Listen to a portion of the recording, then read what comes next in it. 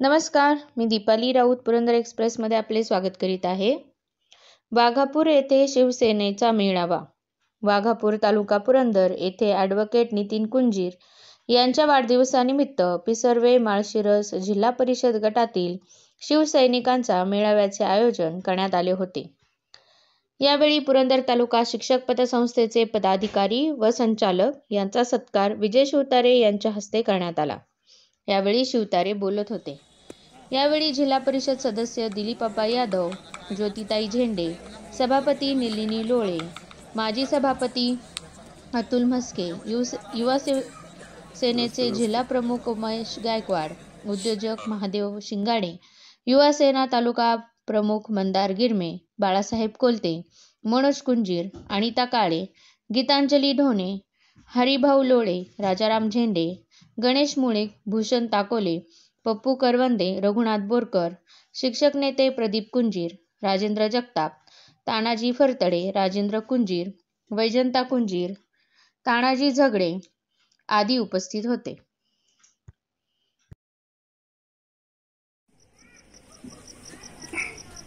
Advocate Nitin Kunjir यांच्या वाढदिवसानिमित्त झालं की वाढदिवसानिमित्त आपण सगळेजण भेटायचं, त्यांना शुभेच्छा द्यायच्या आणि त्याच्याबरोबर आपल्या सर्वांशी संवाद करायचा असं मी ठरवलं. भाषण नाही. आणि प्रथमतः आपल्या सर्वांच्या वतीने मी नितीन कुंजीरला मनपूर्वक अशा वाढदिवसाच्या शुभेच्छा देतो. आणि त्याने जरी सांगितलं असेल की माझा काही हेतू नाही, तुझं मोठंपण आहे ते, पण जर गरज पडली तर योद्धा म्हणून लढावं लागण्याची वेळ आली तर लढावं लागेल तुला सुद्धा. स्वार्थासाठी नाही, पुरंदरसाठी. आणि पहिलेच क्लिअर करतो की बा कधी कधी काय, कधी कोणाला तर रमेश जाधव कोणाचा माहित होता, कोणाला काय नाही काय, अचानकपणे माणूस नाही बोलवला आणि हे केलं झाला, तो सभापती झाला. दगडाला शेंदूर फासेल त्याचा देव होतो, तसं प्रामाणिकपणे जेव्हा माणूस काम करत असतो त्यावेळेस निश्चितपणे त्याला तशी साथ देखील मिळत असते. आणि त्याला शुभेच्छा देत असताना मी पुन्हा शिक्षक संघटनेचे पतपिढीचे सर्व डायरेक्टर्स मनापासून तुमचं सर्वांचं कौतुक करतो. जेव्हा मला माहित पडलं त्यावेळेस मी लगेच दोघा तिघांना फोन केले होते. कुणाकुणाला केले होते मला आठवत नाही. मी फोन केले होते, त्यांनी अभिनंदन केलं. आणि जरी विजय तुमचा झाला असेल तरी पण परत सत्ययुगाचा उदय पुरंदरमध्ये होतोय, त्याची पहिली साक्ष ही तुमचा विजय असं मी म्हणतो. त्या सर्व पतपिढीच्या संचालकांचं, चेअरमन असतील, पॅनल प्रमुख असतील, सगळ्यांचं मी मनपूर्वक असं कौतुक करतो. ते सगळे विघातक नसतील, कदाचित पॅनल आहे दुसरा, शिक्षकच असतील, सगळे नसतील, पण कोणतरी फूस देणारा जो कोण होता ना तो विघातक आहे, हे 100% प्रूव्ह झालंय, पुरावा झाला. म्हणून या सगळ्यांचे कौतुक करतो. व्यासपीठावर उपस्थित सर्व सन्माननीय सदस्य, तर आता सगळ्यांची नावं मी घेऊ शकतो, समोर बसलेली बरेच आहेत, त्याच्यात वेळ जाईल. आणि मग सन्माननीय व्यासपीठ आणि समोर बसलेल्या माझ्या सर्व बंधू भगिनींनो, तरुण सहकार्याने यायला थोडासा लेट झाला, त्याच्याबद्दल पहिल्यांदा दिलगिरी व्यक्त करतो. आणि लेट का झाला हे देखील सांग. कार्यक्रम छोटासा होता. आमचे गणेश तात्या जे आहेत होते, त्यांनी सांगितलं आम्ही हिंदवी कॉम्प्लेक्सचं उद्घाटन, कॉम्प्लेक्स. मी म्हटलं पुरंदरला आणि इतर कॉम्प्लेक्स काय, मुंबईत कॉम्प्लेक्स मध्ये, कमर्शियल कॉम्प्लेक्स मध्ये 10-12 माळ्याचा टावर, त्याच्यामध्ये सगळं 2-3 लाख स्क्वेअर फीट जागा, एअर कंडिशन, 2-4 हजार कोटीची प्रॉपर्टी. पण मला उत्सुकता होती की नक्की काय, आणि म्हणून मी वेळ दिला तात्याला. माझा एकदम कट्टर कार्यकर्ता आहे, अतिशय प्रभावी आहे. एका खेड्यात राहणारा माणूस सुद्धा इतका हुशार असू शकतो.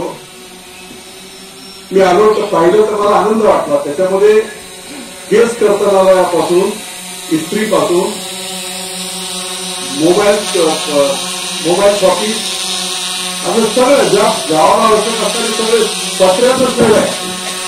पण त्याची भूमिका खूप महत्वाची आहे आणि आवश्यक असणार. आणि म्हणून ते जे सांगितलं तेच तुम्हाला मुद्दाम सांगतो. मी ते पाहिल्यानंतर सांगितलं सगळे शिक्षक वर्ग गुरुजन वर्ग बरेच आहेत म्हणून तुम्हाला सांगतो, पण तुम्ही अनेकांना सांगू शकता. आकलन शक्ती तुम्हाला जास्त आहे, तुम्हाला लक्षात. देशाच्या एकूण संपत्तीचा 50% वाटा हा गुजरातच्या लोकांचा आहे. किती? एका राज्याचा 50% देशाचा. देशातले नव्हे पण एशिया खंडातले सगळ्यात टॉप 6 श्रीमंत माणसं कुठची ती गुजरात. अदानी, अंबानी, दमानिया. 150 कोटीवर राज्य करणारा माणूस कुठचा? गुजरात. 370 सारखं कलम कुणीच काढणं डेअरिंग केली नसती.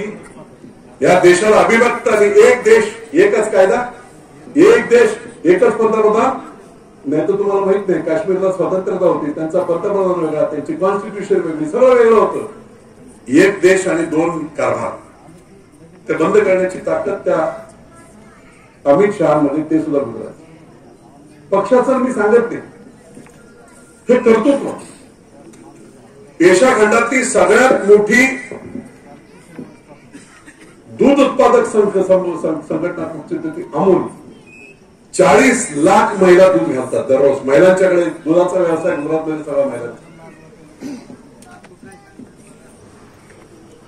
आणि म्हणून का गुजरात श्रीमंत आहे? का गुजरात देशाची 50% सत्ता आहे? त्याचं कारण आहे की सर्वसामान्य माणूस गावात शेती जर करतो ना, तो सुद्धा बोलतो की मेरा छोटा सा कुछ बिझनेस होना है, माझा काहीतरी छोटा मोठा व्यापार झाला असला पाहिजे. तो शेती करतो, मग दुधाचा धंदा करतो, मग खतं विकतो, काय करतो. तिथे संधी नाही मिळाली त्या गावात दुसऱ्या गावात जातो, त्या गावात संधी नाही मिळाली तर दुसऱ्या राज्यात जातो. मी लहान होतो 12वी पर्यंत यादवाडीला होतो. परिंचातला व्यापार कोणाकडे होता? दुधाड्या नावाचे एक मारवाडी ग्रस्त होते. दुधाड्या. आम्ही सगळे शेतकरी, पण रेस्टिंगचं दुकान, पैसे, व्याजाने पैसे, लग्नाला पैसे कुठे पाहिजे? दुधाळतो.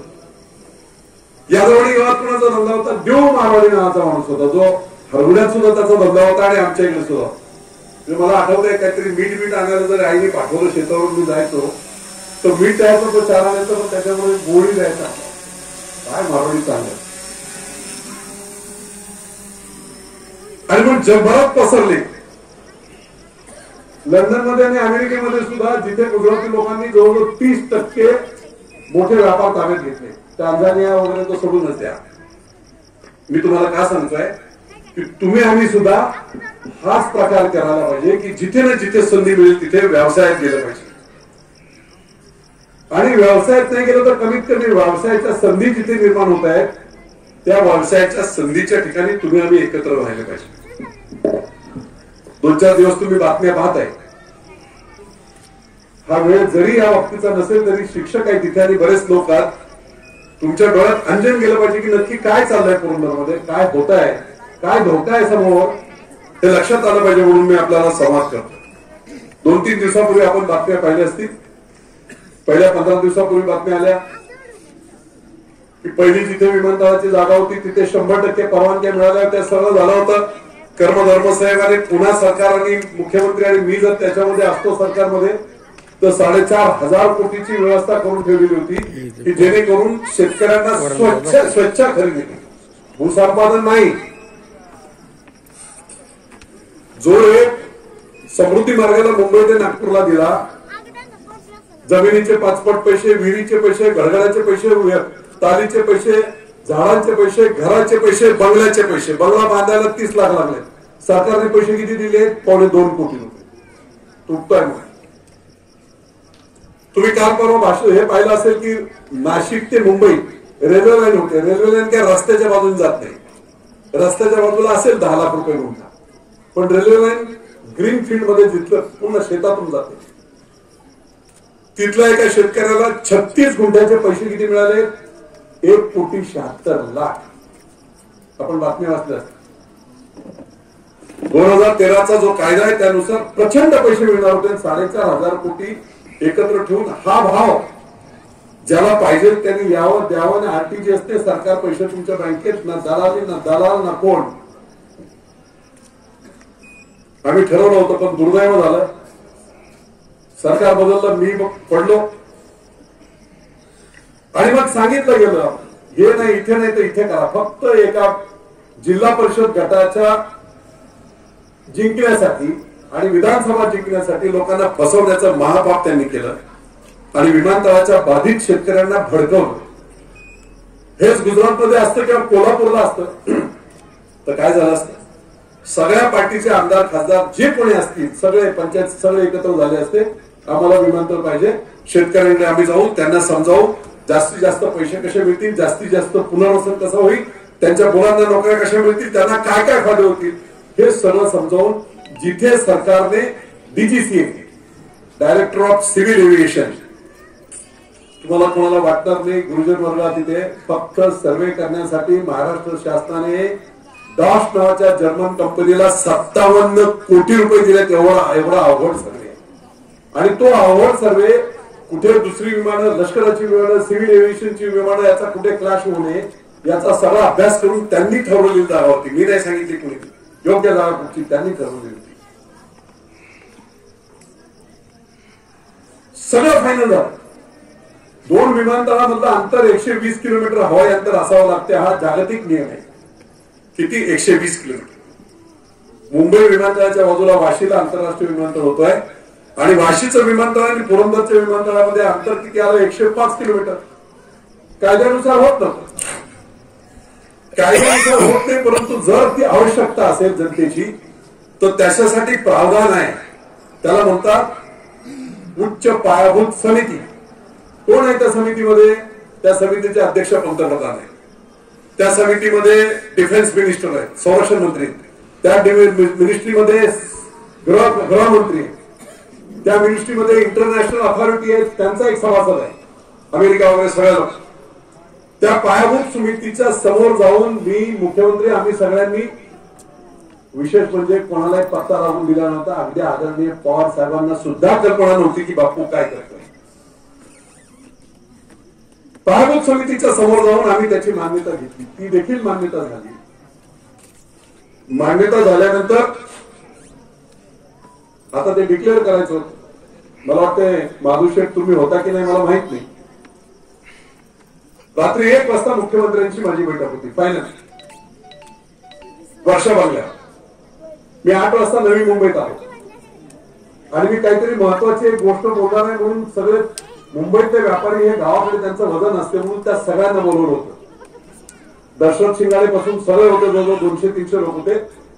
एका हॉटेलमध्ये जेवणाची व्यवस्था केली होती आणि तिथे मी त्यांना सांगितलं की उद्या 4 वाजता इथून आता मी निघणार आहे, 1 वाजता मुख्यमंत्र्यांची बैठक आहे आणि पुरंदरला आंतरराष्ट्रीय विमानतळ जाहीर होणार आहे. आतापर्यंत सगळं गुमित मर्चंट क्लब मध्ये. किती वाजता? 8 वाजता मी गेलो. तुम्ही सगळ्यांनी साथ दिली पाहिजे, गावागावच्या लोकांना सांभाळलं पाहिजे. कुठेतरी जमीन ज्याच्या जाणार ते भडकणार, काय होणार त्यांना नीट समजावलं पाहिजे. राजकीय दृष्ट्या भडकवणारे नालायक लोक सुद्धा असतील तर तिथे आपल्याला कमी नाही पडता आलं पाहिजे. मी सगळ्यांना बोललो, जेवण केलं, मुख्यमंत्र्यांच्या कार्यालयात वर्षाला गेलो. रात्री 1 ते 2:30 पर्यंत मीटिंग झाली. 2:30 नंतर सगळं झालं. उद्या डिक्लेअर करायचं 4 वाजता.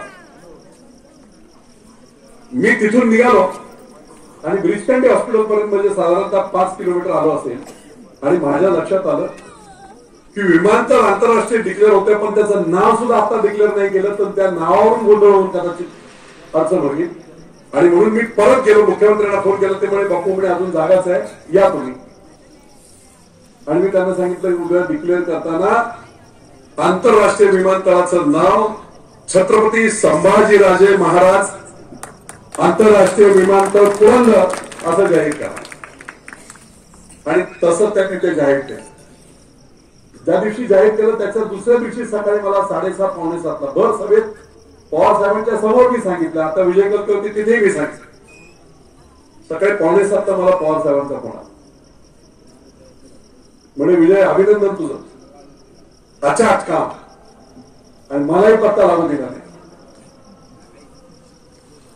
मी अभिनंदन करतो. आणि हे एअरपोर्ट होण्यासाठी एक माणूस सोडून फक्त, आता तो नाश्ता कोणते तुम्ही ठरवा, एक माणूस सोडून मी सगळ्या नेत्यांशी, सगळ्या पक्षांच्या नेत्यांशी बोलून आपण हे एकत्र काम करू, हे काम करू. आजची काय परिस्थिती आहे? 100% परवानग्या झाल्या, पैसे सगळे उपलब्ध, कॅबिनेटच्या मंजुरी, स्पेशल पर्पज व्हेकल ज्याला बोलतात 4, PMRDA, सिडको, या 4 मोठ्या मोठ्या कंपन्या पैसे लावण्यासाठी. भूसंपादन फक्त आपण करायचं, त्याच्यानंतर विमानतळाला लागणारे 50,000 कोटी टाकायला आंतरराष्ट्रीय बाजारातले 8-10 लोक आहेत. ग्रीन एअरफील्ड, ग्रीन एअरपोर्ट म्हणजे एअरपोर्ट झाल्यानंतर बाजूच्या सगळ्या जमिनी रिकाम्या आहेत, डेव्हलप करण्यासाठी प्रचंड फायदा होईल. म्हणून अनेक कंपन्या पाठीला, इस्रायलच्या असतील, जर्मनीच्या असतील, माझ्याशी कॉन्टॅक्ट. दुर्दैवाने एक जिल्हा परिषद गट जिंकण्यासाठी एका चुकीच्या मूर्ख माणसाने तिथल्या लोकांना विश्वासात घेण्याऐवजी त्यांना भडकवलं. जसं मी मुंबईत मिटिंग घेतली होती तशीच मिटिंग माधुराव मालेचे मी इथेही घेतली होती. विजयराव होते आता तिथे. जेजुरी रेस्ट हाऊसला मी बोलवलं सगळ्यांना आणि म्हटलं मी आता इथून ही मिटिंग करून मुंबईला जाणार आहे. 8 वाजता मुंबईतल्या लोकांना भेटणार आहे. 1 वाजता रात्री मिटिंग वर्षावर आहे. बाबारे आंतरराष्ट्रीय विमानतळ असं एक मोठं प्रकल्प मी जाहीर करतोय. आपण सगळ्यांनी राजकारण कोणी त्याच्यात करायचं नाही, सगळ्यांनी एकत्र यायचं आणि लोकांना समजावून वगैरे आपलं हे काम साध्य करून घ्यायचं, ज्याच्यात आमच्या 100 पिढ्यांचं होत आहे. काही लोक नव्हते आले, पण बाकीचे बहुतेक सगळे लोक आले होते. पण दुर्दैवाने डिक्लेअर झाल्यानंतर लोकांना भडकवलं गेलं. मी स्वतः गेलो होतो. आज आपण पाहताय की 1 एकरला, अर्धा एकरला काय पैसे मिळत आहेत. समृद्धी मार्गाला असंच झालं होतं. समृद्धी मार्गाला 2 वर्ष विरोध झाला. मुंबई ते नागपूर 14 जिल्ह्यांचा तिथलाही संपर्क. मुख्यमंत्र्यांबरोबर मी सुद्धा त्या सगळ्या प्रक्रियेत आणि बरोबर अशी डिक्लेअर केली गेली रेट. अगोदर ज्या गावाने, शहापूर तालुक्यातल्या एका गावाने, टीव्हीला आपण बातम्या त्यावेळेस पाहिल्या असतील, 1100 शेतकऱ्यांनी असं पत्र राष्ट्रपतीला पंतप्रधानांना दिलं होतं की आम्हाला आमच्या बागायती जमिनी द्यायच्या नाहीत, आमच्या वडिलोपार्जित जमीन आहे, आम्हाला सोन्याचा भाव नको, घरावर सोन्याचा तोल नको, काही नको, आम्ही जमिनी देणार नाही. आणि जर सरकारने पायाभूत सुविधांसाठी कोर्ट सुद्धा तुम्हाला सपोर्ट करते आणि जबरदस्तीने जर तुम्ही आमच्या जमिनी घेत असाल तर आम्हाला 1100 लोकांना एकत्र आत्मदहन करण्याची परवानगी द्यावी, असं पत्र लिहिलं होतं आणि सगळीकडे ते जाहीर झालं. ज्या दिवशी रेट डिक्लेअर झाला ना त्याच्या 3 दिवसामध्ये 1100 लोकांनी जमिनी दिल्या होत्या आणि 250 स्कॉर्पिओ एकत्र पाडव्याच्या दिवशी त्या गावात घेऊन आले होते. ही बातमी झाली. जमिनीचा रेट जर 20 लाख असेल तर 2 कोटी मिळत असेल तर कोण नाही देणार? पलीकडच्या बाजूला घेऊन शेतकऱ्यांचे बघ आहे. पण हे नीट समजण्याऐवजी त्यांना भडकवलं. दुर्दैवाने मी पडलो आणि मग दुसऱ्या 5 गावांची नावं दिली. का रे बाबा, तिथे शेतकरी नाही, तिथे कोणाच्या बापाची जमीन आहे का? ही शेतकऱ्यांची जमीन आहे ना. यांना फक्त जिल्हा परिषद विधानसभेला सांगितलं होतं मी जागा बदलतो म्हणून तुम्ही दुसऱ्याच्या बोकांनी मारायला निघाला आणि हे करायला निघाला. ते किती योग्य होतं? धर्मसाहेबांनी दुसरा प्रस्ताव फेटाळला. आजची परिस्थिती अशी आहे की राज्य शासनाने एक मंजूर झालेला प्रस्ताव लोकांचा विरोध आहे असं दाखवलं आणि दुसरा प्रस्ताव सादर केला. आता तो फेटाळला आहे. मग तो पहिला प्रस्ताव जिवंत आहे की मेला हे मला देखील माहिती. जर दुसरा प्रस्ताव राज्य शासनाने केंद्र शासनाला दिलाय याचा अर्थ पहिला प्रस्ताव मूर्त झालाय असाच होतो. आणि जर तसं असेल तर दुसरा प्रस्ताव रद्द झाला आणि आता खेडमधले लोक, सगळ्या पार्टीचे लोक एकत्र झाले. ज्या आढावांनी विमानतळाला विरोध केला ते आढावा माझे मित्र, माझ्या भावासारखे आहेत, परंतु ते पडले त्याचं एकमेव कारण विमानतळाला त्यांनी केलेला विरोध आणि त्याच्या विरुद्ध राष्ट्रवादीने केलेला प्रचार. आणि त्यातला सगळ्यात मोठा प्रचार माझ्याच वाक्याने एका झाला. मला वाटतं पिंपरीला की कुठे मी आलो होतो आणि जेव्हा विमानतळ पुरंदरला गेला असं जाहीर झालं त्यावेळेस आढावा हे करायला पुरंदरची जागा योग्य नाही, हे नाही, ते नाही, मुख्यमंत्र्यांनी घेतलेला निर्णय विजय शिवतारेंचे हट्ट चुकीचा आहे, चुकीचा आहे, अनेक बातम्या आल्या. पत्रकारांनी लावून धरलं होतं. शिवसेनेच्या 2 नेत्यांमधली जुगानबंदी, एक खासदार एक आमदार, आणि दररोज 2-3 महिने ते होत असताना तर माझा स्वभाव सुद्धा जरा उकडूच आहे. काय करणार, ते रक्त आहे तसं. 2-3 महिने सांभाळून झाल्यानंतर मी पिंपरीच्या ह्याच्यात सकाळी बातमी आली होती, एवढी मोठी बातमी होती. मुख्यमंत्र्यांवर माझ्यावर टीका केलेली होती आढावांनी, आणि म्हणून मी त्या भाषणात त्या गावात बोलतो. इतिहास आणि भविष्य प्रूव्ह करेल असं की आढावांनी विमानतळाला केलेला विरोध हा त्यांच्या आयुष्यातील सगळ्यात मोठी राजकीय घोडचूक होईल. किती विजय शिवतारे. ती बातमी दुसऱ्या दिवशी आली आणि वळसे पाटलापासून सगळ्या राष्ट्रवादींनी ती बातमी त्यांच्या आयटी सेलला दिलेली अख्ख्या महाराष्ट्रात पसरवली. आढावा गेले. आज परिस्थिती काय? आज आढावा होतात आलं पाहिजे विमानतळ, मोहिते म्हणतात आलं पाहिजे विमानतळ, लांडगे म्हणतात आलं पाहिजे विमानतळ, कोल्हे म्हणतात आलं पाहिजे विमानतळ. तिथे आता काय करताय, त्या बाबा कल्याणीचं तिकडे 15,000 एकरवर प्रायव्हेट एसीजेड आहे. त्या एसीजेड मधली 800 हेक्टर जमीन त्यांनी राज्य सरकारला सांगितलं आम्ही देतो तुम्हाला, काय जो असेल तेवढं तुम्ही द्यायचा तो द्या. आता 5 पट खरेदीमध्ये जो जमिनीचा रेट आहे त्याच्या 5 पट त्यांना मिळणारच आहे. लाख हजारो कोटी मिळतील. आणि त्याचबरोबर आणखी एक महत्वाचं काम, जेव्हा खेडला विमानतळ डिक्लेअर झालं होतं त्यावेळी अख्ख्या देशातल्या टगे कंपनीने जमिनी खेडच्या आजूबाजूला घेतल्या. 2-3 लाख एकर जमिनी सगळ्या घेतल्या. त्या काळात 5 लाख, 2 लाख, 3 लाख, 5 लाख अशा जमिनी लोकांनी घेतल्या. लाखो एकर जमिनी घेतल्या. आता विमानतळ जसं पुढे येणार तिथे डिक्लेअर होतं त्यावेळेस त्या 5 लाखावरून जमीन गेली 50 लाखापर्यंत. अरे गव्हर्नमेंटची 1 कोटी मिळतील. 50 लाख रुपये एकर सुद्धा लोकांनी घेतली जमीन. आणि विमानतळ पुरंदरला डिक्लेअर झाल्यावर परत 3 लाखावर आले. ते सगळे इन्व्हेस्टर आहेत ना, त्यांना माहिती आहे विमानतळ परत खेळला आलं तर परत आपण 1 कोटी रुपये एकर होणार आहोत. तेही काय कॉन्ट्रीब्युशन करतील आणि पैशाने काय होऊ शकत नाही. म्हणून मला भीती आहे की जर हे विमानतळ खेडला परत गेलं, पुढच्या 100 पिढ्यांचं वाटोळ झालं समजायचं. वाटोळ.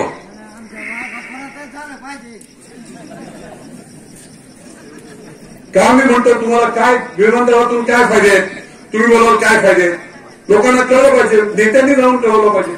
शिक्षक लोक इथे बसते. इथे विमानतळ झालं तर तुमच्या आजूबाजूच्या सगळ्या जमिनी आहेत का, त्या जमिनी 2,000 रुपये 3,000 रुपये स्क्वेअर फीटचे जातील. विकायचं नाही. विमानतळ झाल्यावर तुमची 2 एकर जमीन आहे, त्या जमिनीमध्ये तुम्ही एखादं कोल्ड रूम बांधलं, एखादी शाळा बांधली, एखादी बिल्डिंग बांधली, कोट्यावधी रुपये मिळणार. आपल्यासारखे दुष्काळी भागात आंबेगाव, खाली उंडरी, पिसोळी सगळे दुष्काळी भागातले लोक होते. आता ते बेंदरे, कोंढरे बघा 1000 कोटीचे मालक झाले. 6 एकर जमीन होती, 1 एकर पहिली विकली, बंगला बांधला, स्कॉर्पिओ घेतली, सोनं बिनं घेतलं. पाहिलं त्या मारवाडीने झालं आपली जमीन घेतली 1 एकर, त्याच्यात त्यांनी 10-20 कोटी कमवले.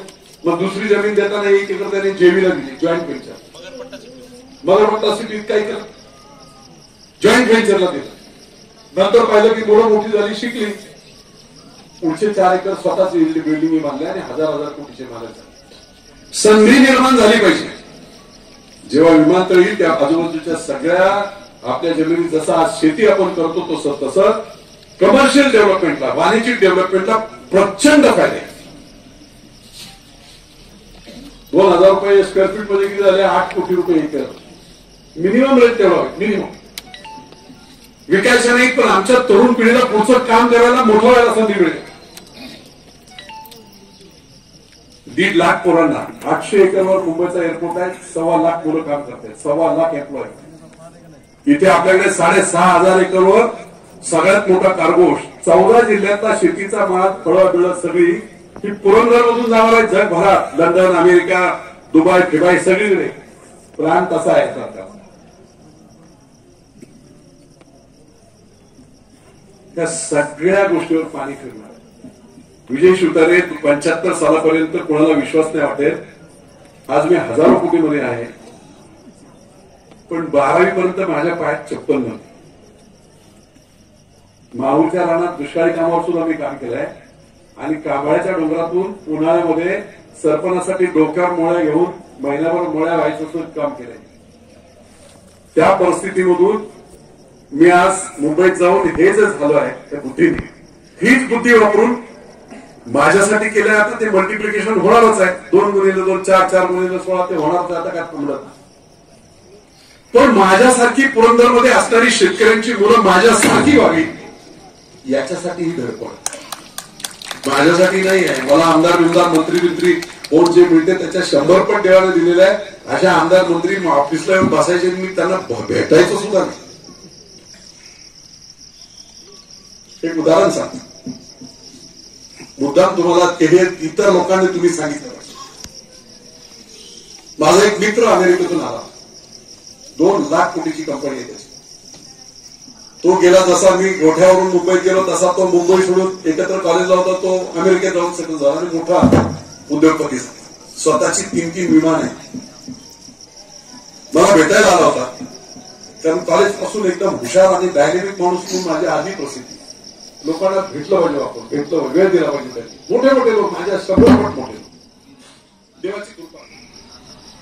मला भेटला म्हणे असं आहे तसं आहे. म्हटलं बघ मी काय काय केलं. 10 वर्षामध्ये मी माझ्या गावी गेलो.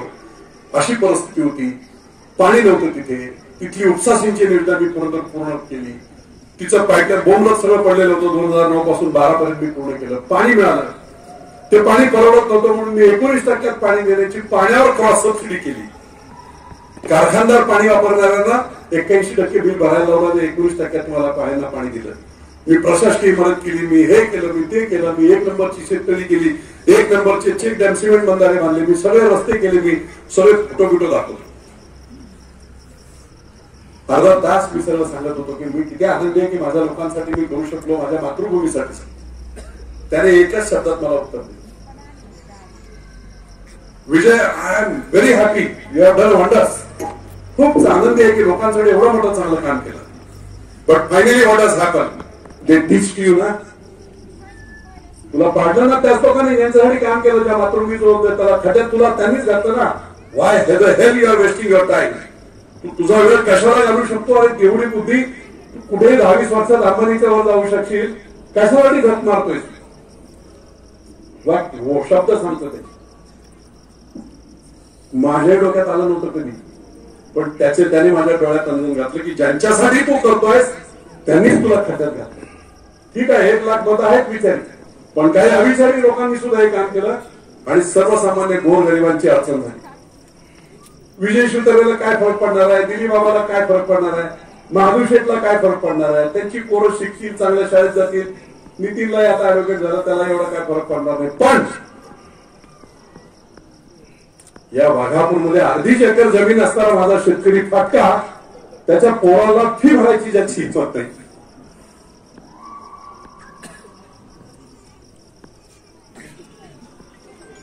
तो माणूस मोठा झाला.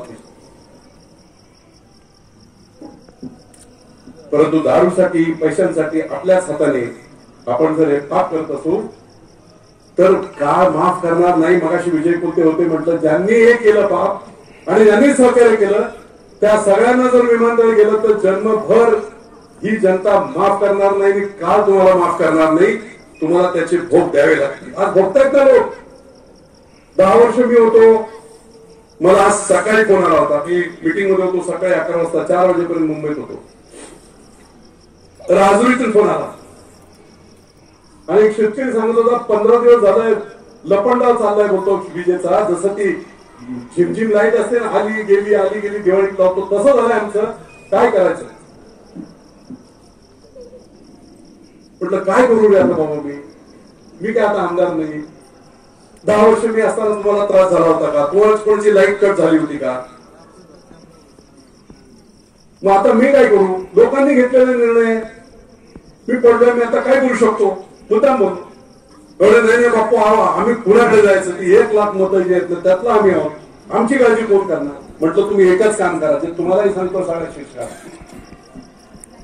काय होतंय आज डिप्या गावागावच्या काढल्या. सगळ्या गाव, बहुतेक सगळी गाव 5-5 दिवस पिण्याचं पाणी देखील.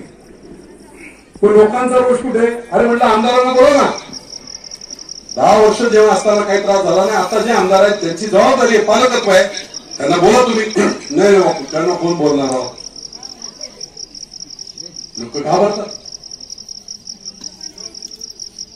म्हटलं नेत्यांना बोला, तर नेते म्हणतात आमचं आम्हालाच आता बरोबर त्यांनी काय कार्यक्रम केला आमचा, त्यांना काय करायचं. काही नेते असे बोलायचे. मग काय करायचं. म्हटलं तुम्ही एकच काम करा. राजुरी गावामध्ये 1 लाख मतदान सकारात्मक करणारे लोक जे आहेत ते तुम्हाला माहिती आहेत. ज्यांनी निगेटिव्ह मतदान काँग्रेसला मतदान केलंय ते मतदार आहेत. त्यांना सांगा की बाबा 10 वर्ष बापू असताना आम्ही जरी शिवसेनेचे लोक होतो, आमच्या बरोबरीने काँग्रेसच्या लोकांना तेवढाच फायदा झाला. आता तुमचा आमदार आहे, तुमची जबाबदारी आहे, हे तुम्ही त्यांना सांगा, त्या मतदारांना सांगा. कशासाठी सांगा. तो मतदार जाऊन काय त्याला बोलणार नाही, काहीच होणार नाही. पण त्या मतदाराला जागृती झाली ना की मी जे एक चुकीचं काम केलं, मी चुकीचं मत टाकलं, त्याने माझ्या तालुक्यातल्या गोरगरीब लोकांचा वाटोळा झाला, ही अपराधी भावना त्याच्यात निर्माण होत्या. आयुष्यामध्ये सगळ्यात मोठी शिक्षा कुठची, ती फाशीची अशी बोलली जाते. पण नाही, त्याच्यापेक्षाही एक मोठी शिक्षा आहे. फाशी दिली, माणूस मरतो, संपतो. पण अपराधीपणाची भावना एका माणसाला जिवंत असताना झाली की दररोज त्याला शिक्षा असते. की मी हे चूक केलं, माझ्यामुळे हे नुकसान झालं.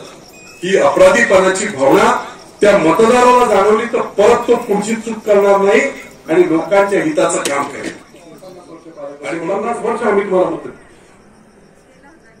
हा प्रकल्प झाला पाहिजे म्हणून तुम्ही पुढाकार घ्या. मुख्यमंत्र्यांना बोलवा, सगळ्या पार्टीच्या, आम्ही छोटे छोटे जे काही सगळे लोक असतील त्या सगळ्यांना बोलवा. आणि विमानतळ होण्यासाठी सकारात्मक दृष्ट्या शेतकऱ्यांना विश्वासात होऊन हा प्रकल्प कसा होईल याचं करा.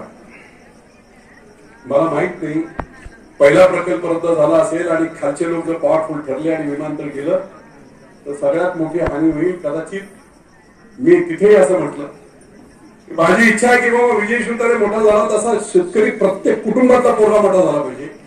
पण जर अशा प्रकारचा शाप देवाने जर दिलेला असेल की असंच राहा, तर मी तरी काय करू शकतो. तर तुमच्या हातातल्या गोष्टी तुम्ही जर करू शकत नसाल, दुर्बुद्धी होत असेल तर काय करू शकतो मी माझ्यासाठी हे करत नाही.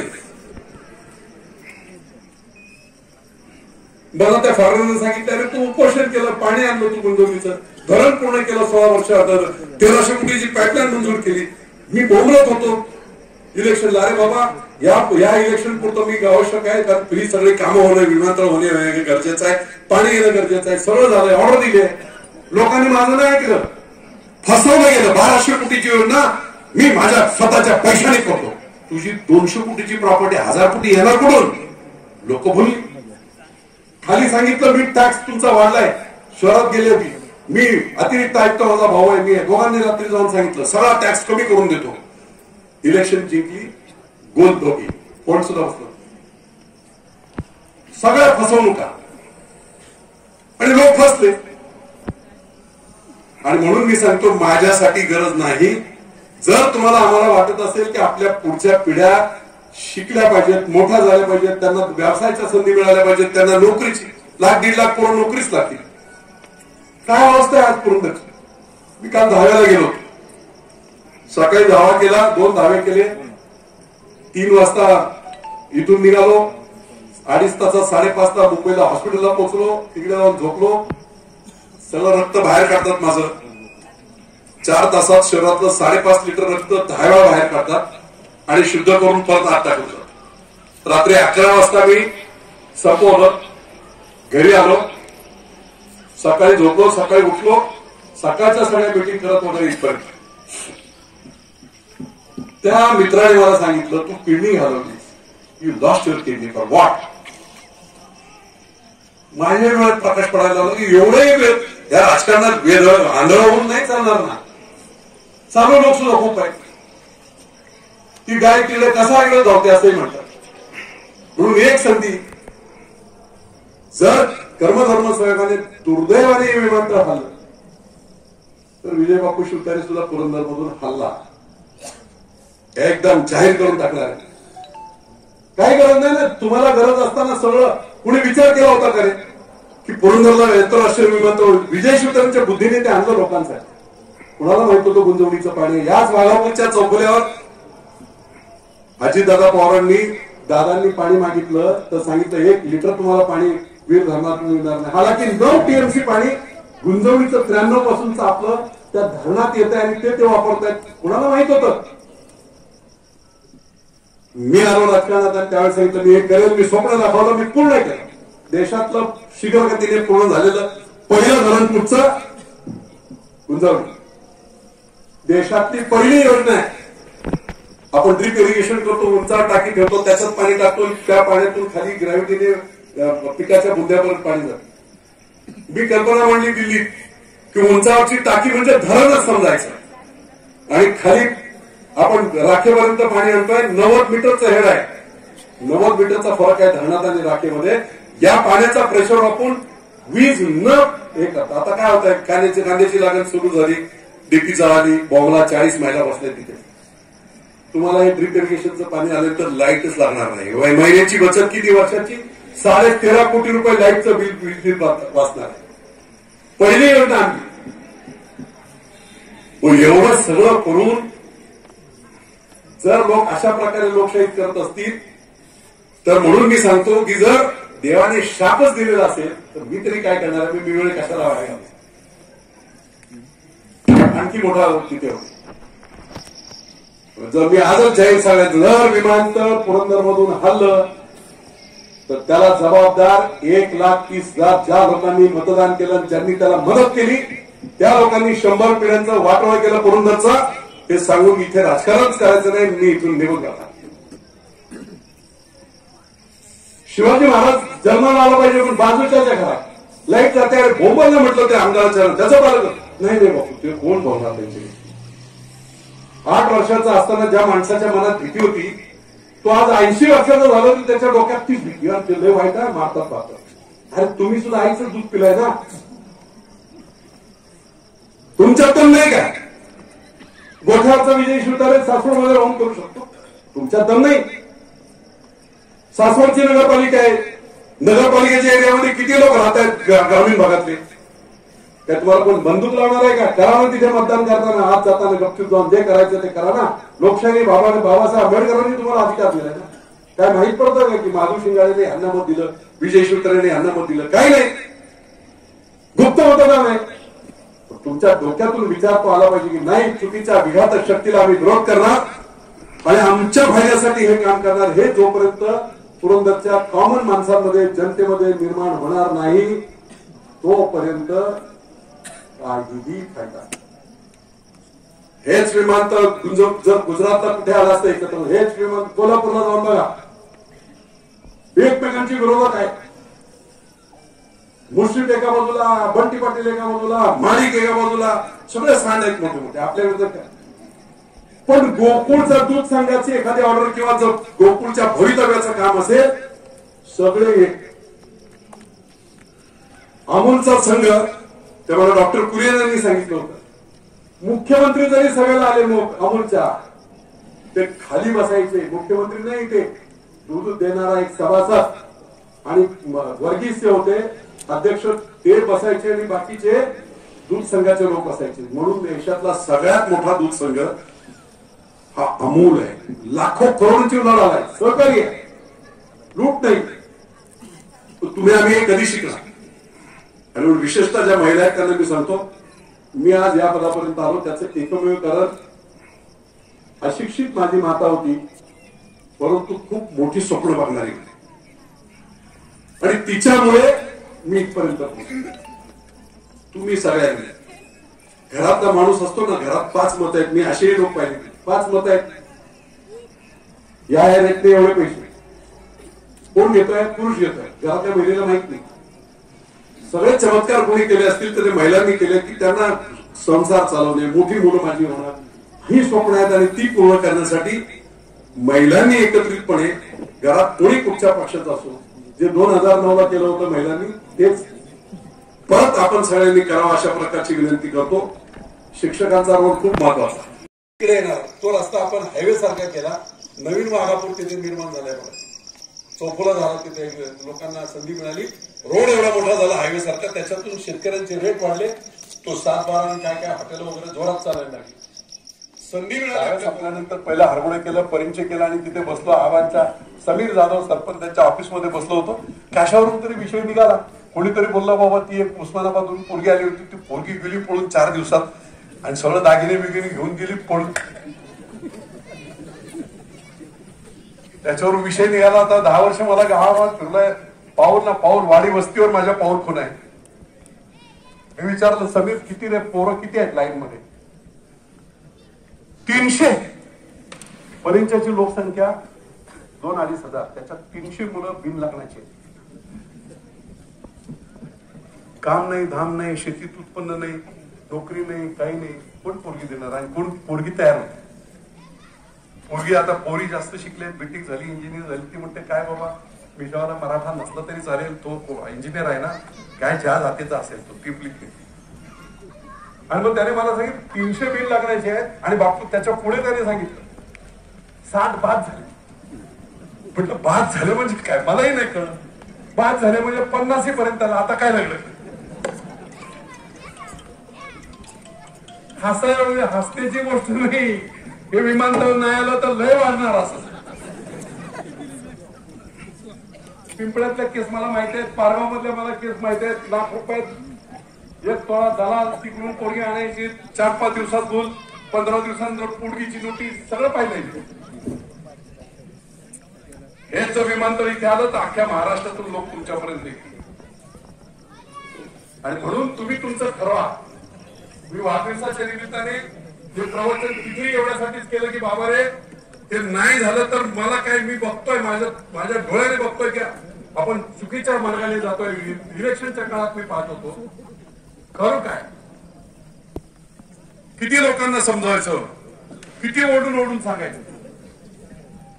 फसले. पुणे जिल्ह्यामध्ये शिवसेनेचा दुसरा मोठा नेता तयार होऊ नये म्हणून कधी काही लोकांना वाटलं असेल त्याची मते. भाजपचे लोक असतील, इतर पक्षाचे लोक असतील, पण तो नेता कुणाचा होता? तुमचा होता, पुरंदरचा होता. स्वराज्य आपलं होतं. घालवलं ना स्वराज्य कुणाचं तरी ऐकून.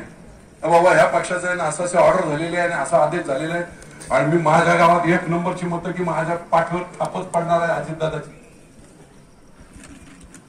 माझे काही वाईट नाही त्यांचे, पण माझी लढाई तुमच्यासाठीच आहे ना, त्यांच्यासाठी. त्यांना वाटते विमानतळ तिकडे व्हावं, काय चूक आहे त्याची? त्यांच्या लोकांचा भरभराट वाटते त्यांना. झालं म्हटलं की अमेरिकेचा एखादा माणूस असेल, दुर्दैव आहे तिथे सुद्धा विरोध केला. लक्ष्मी मीटरची माझी बोलणी झाली होती आणि पुरंदर मध्ये एमआयडीसी मध्ये 800 एकरवर मोठा प्लॅन ते टाकत होते. विरोध केला लोकांनी. का की तो लक्ष्मी मीटर जरी लंडन मध्ये असेल तर त्याला जेजुरीच्या प्लांटवर यायचं असेल, स्वतःच्या विमानाने पुरंदर विमानतळावर उतरला, 15 मिनिटात जेजुरीच्या कारखान्यात गेला. एवढं प्रचंड फायदा आहे. आणि म्हणून तुम्ही सगळ्यांनी तो विचार करावा. एका माणसाने ज्याने ऐकले त्याने आणखी 10 लोकांना सांगावं, 10 लोकांनी आणखी 10 लोकांना सांगावं. पुरंदर जागृत व्हावा. आणि शिवाजी महाराज जन्माला यावेळेस तिथून बाजूच्या घरातून विजय शिवतारे तुम्ही आज सगळं तुम्हीच करा, आम्ही बरोबर बघतो आणि तुम्ही काम करा. आता मी म्हटलं तिथे बाबा काय हरकत नाही, विजय शिवतारे तेवढाच पोहोचलेला आहे. किती खेळवाल्याने आपल्या विजयानंतर काय करायची ते सगळी ताकद वापर, पण 1% नाही झाला. त्यासाठी विजय शिवतारेला साथ द्यायला काय केलं पाहिजे? अख्खा पुरंदर तालुका जागृत झाला पाहिजे, तरुण जागृत झाले पाहिजे, महिला जागृत झाले पाहिजे, ग्रामपंचायतीचे ठराव दिले पाहिजे, घाबरले पाहिजे राजकीय नेते सुद्धा की हे नाही केलं तर आपल्याला येऊन सुद्धा देणार नाही लोक. तिथे इतर पक्षाचे नेते सुद्धा घाबरले पाहिजे की बाबा हे असं केलं आपण तर. किती लोकांना मी म्हटलं होतं बाबा जो विमानतळाला काँग्रेस विरोध करतोय ना ते 7 गावातलं मतदान नको, मला इतर गावात लोकांनी ठराव करा विमानतळाला आमच्या कल्याणाला जो विरोध करतोय त्या काँग्रेस पक्षाला आम्ही 1 मत देणार नाही, गावावरती ठराव करा. काही नाही झालं. आणि म्हणून फक्त बापू आहे, बापू बोलला इथे होणार म्हणजे होणार, आपण झोपून राहू तर होणार नाही. तुम्ही सर्वांनी त्याच्यामध्ये लक्ष घाला, सर्वांनी जागृती करा आणि पूर्ण तालुका ज्या दिवशी जागृत होईल त्या दिवशी आपोआप सर्व काही ते व्यवस्थित होईल. एवढी साथ द्या, सगळं काही ते ठीक होईल. आजच्या या नितीनच्या वाढदिवसाच्या दिवशी हा एक संकल्प झाला तुमचा आमचा.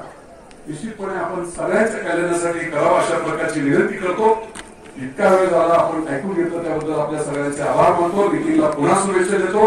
वाघापूरचं अतिशय महत्वाचं असं ठिकाण आहे, त्याच्यातून ही सुरुवात होते. धन्यवाद. जय हिंद, जय महाराष्ट्र.